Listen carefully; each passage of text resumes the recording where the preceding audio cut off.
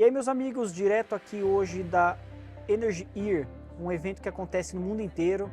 Expedição Solar veio aqui conhecer algumas pessoas que estão envolvidas diretamente para mudar aí a matriz energética mundial.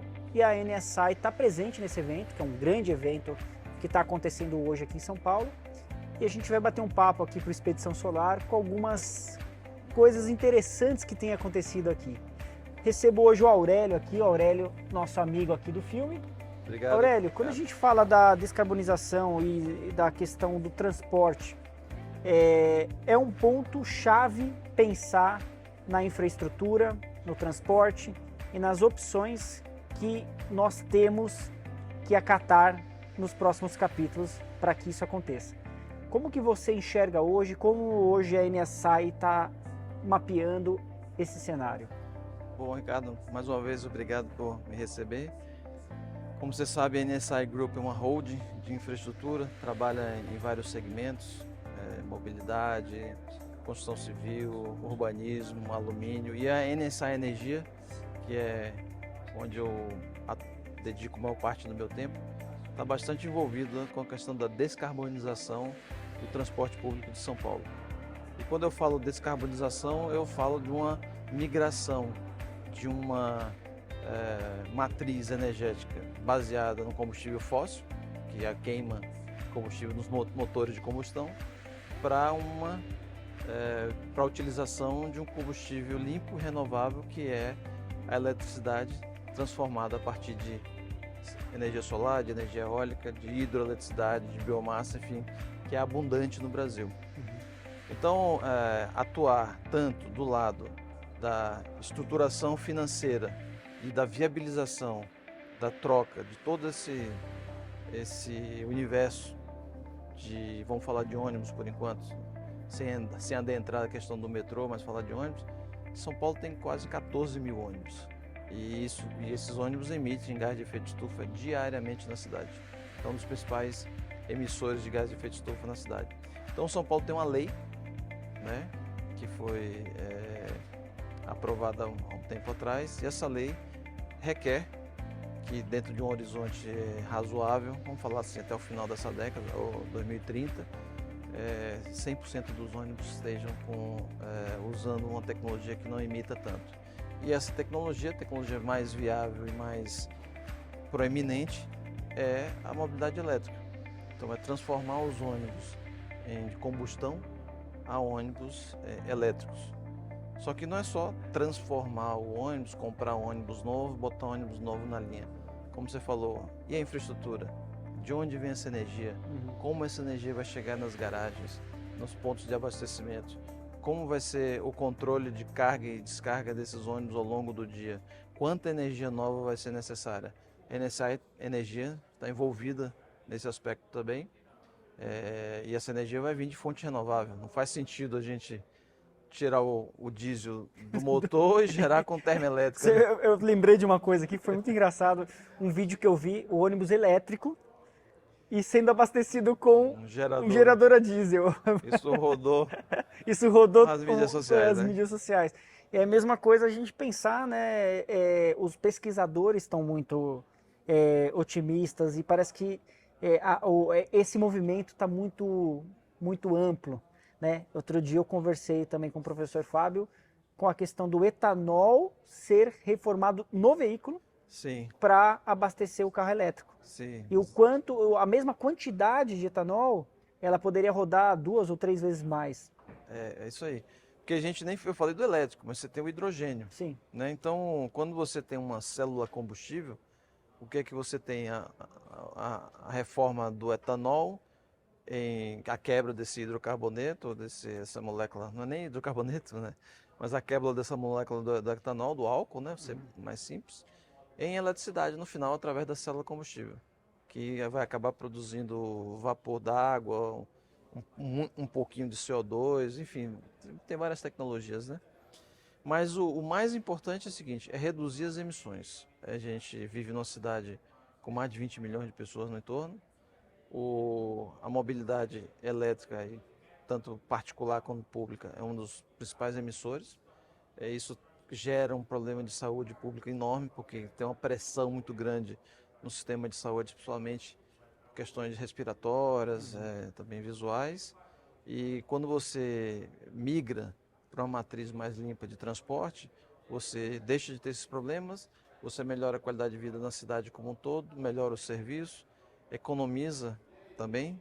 A gente não está tão. O diesel é muito volátil, o preço, né, do petróleo, e quando você parte para uma fonte renovável, por exemplo, uma usina solar. Uma usina solar, quem projeta uma usina solar sabe exatamente quanto vai custar o quilowatt-hora daqui a 20 anos. Uhum.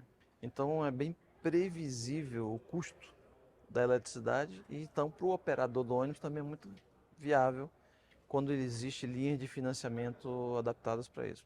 Então nós estamos olhando tanto do lado de vista da NSI Finance, que é uma parte do grupo, o financiamento dessa mobilidade elétrica, e do outro lado da NSI Energia nós estamos olhando a recarga, a infraestrutura elétrica, a geração de energia limpa e renovável.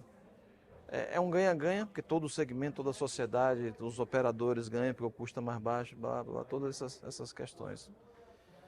E é isso, assim, não tem outro caminho. A gente está falando do futuro da energia, o futuro da energia vai ser limpo, renovável, seja hidrogênio, seja solar, seja eólico, seja a partir de biomassa renovável, até usando resíduo sólido urbano, que a gente tratou pouco, mas o ser humano produz muito resíduo. Então, o mix energético que a gente falou muito lá nos Estados Unidos, eu ter um mix energético que vai injetar energia sustentável na matriz é fundamental. O Brasil já é abençoado, já tem isso tudo, mas na nova demanda, no crescimento da oferta de energia, ela tem que vir dessas fontes. A gente não pode estar no pleno século XXI falando em queimar mais diesel, queimar carvão, até o gás, que é um pouco mais limpo que essas outras que eu citei anteriormente, mas a tendência e a necessidade, pensando globalmente, é reduzir as emissões de gás de efeito de estufa. Não tem outro caminho. Você acha que o transporte público, quando a gente falou exclusivamente de ônibus, já é um grande adianto. E São Paulo tem uma particularidade, na década de 80 tinha aqueles ônibus elétricos que eram nas linhas, que era muito engraçado quando soltava, né? Falava, nossa, soltou aí ia lá o próprio motorista e colocava no Isso. trilho. Mas claro que não dá para se fazer isso em toda a cidade de São Paulo. Por isso que a combinação talvez de ônibus elétrico, hidrogênio, outras fontes vão acontecer. Mas não só pensando no transporte de ônibus, outras questões como o transporte particular, você ter seu carro ou você ter a sua moto elétrica, vai gerar uma demanda muito grande pela infraestrutura. Perfeito. Às vezes a gente quando eu falo o setor, né, de geração distribuída, tomou um baque agora recente com a 14300, da forma como foi publicada, é feito assim, quase que a revelia, né? Não houve o que tinha que ter sido feito, né? Uma análise de impacto regulatório, os estudos de impacto, nada disso foi feito. Enfim, a legislação está aí, foi aprovada, vamos ver como é que vai. Mas imagine que cada casa é uma usina e carrega seu próprio carro, que troca energia com a rede. Lembra quando visitamos aquele cara lá na Califórnia? Que ele tinha um sistema solar, a bateria, o carro dele, e ele era autônomo. E estava feliz da vida. Com a economia, ele pagava o financiamento. Veja, o setor privado investindo nessa infraestrutura para carregar o próprio carro. E hoje os carros estão com autonomia de 500 km, 450, 500, chegando a 600 km de autonomia. Você vai no Rio de Janeiro, abastece lá e Que é a volta. infraestrutura que você tem hoje para o teu carro. É isso aí. Então a geração de energia ela vai continuar sendo no Brasil renovável e crescendo cada vez mais. Importante que a legislação acompanhe isso, porque senão você tem de um lado uma demanda de geração de energia Que está que acontecendo. está acontecendo e do outro um órgão regulador junto Que com as está retrancando essa demanda. travando essa demanda, usando argumentos que não foram validados, para não dizer outra coisa. Sim. Né? A gente fala do hidrogênio também, a gente viu o carro hidrogênio, esse já tem uma matriz um pouco mais complicada, porque armazenar hidrogênio não é tão simples quanto armazenar um elétron numa bateria. E aí entra um outro aspecto, o armazenamento. Armazenamento de energia fundamental quando você tem um cenário de penetração de cada vez maior das fontes intermitentes. energia solar, energia eólica principalmente. Então, eu tenho um sol de dia, tenho vento em horários e sazonal. Eu tenho que ter uma massa de energia, de bateria, que armazene essa energia para eu poder despachar isso na hora que eu preciso e não na hora que eu tenho esse recurso disponível, né? Você sabe disso. Então, as baterias, a química das baterias hoje, ela vem acompanhando muito o desenvolvimento veicular, principalmente do avanço na China. Então se fala muito do lítio, se fala muito do cobalto, lítio ferro fosfato, várias químicas de bateria.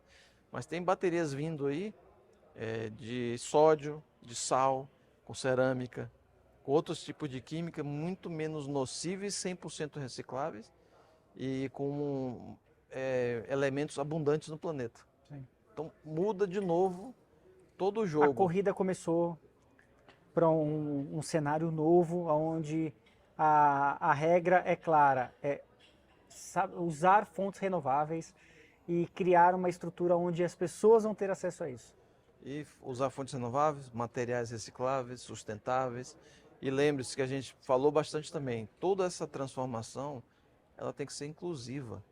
Senão a gente continua aumentando o intervalo entre o rico e o pobre, a gente continua criando uma barreira de acesso às pessoas com menos poder aquisitivo e não combina com o momento global. A gente precisa olhar renováveis, precisa olhar justiça climática que está associada a isso, armazenamento de energia com tecnologia sustentável e por aí vai. É tudo interligado. Maravilha, muito legal bater esse papo com você, Aurélio. Obrigado. É sempre enriquecedor. Eu que agradeço a oportunidade, amigo, mais uma vez. Obrigado.